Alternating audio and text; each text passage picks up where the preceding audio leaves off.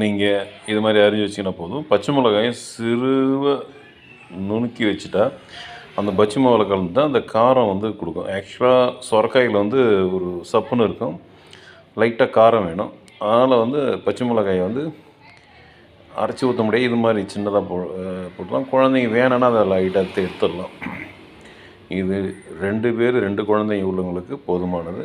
இந்த சுரைக்காயில் நம்ம கால் பகுதி தான் கட் பண்ணிடுவோம். இது கிலோ 40 ரூபா தற்சமயம் பாண்டிச்சேரியில். சென்னையில் வந்து 45 ரூபா இருக்கும். மற்ற ஊரில் வந்து கொஞ்சம் கூடுதலாக இருக்கும். ஃபாரினில் விலை அதிகமாக இருக்கும். ஃபாரினில் வந்து 500 600 ஃப்ரான்ஸில் இருக்கும்.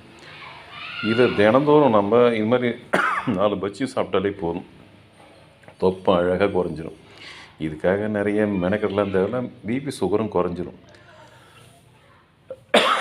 இந்த ரத்தம் சுத்தம் படுத்துகிறாங்க இல்லைங்களா, அது கூட இந்த வேலையை செஞ்சிடும்.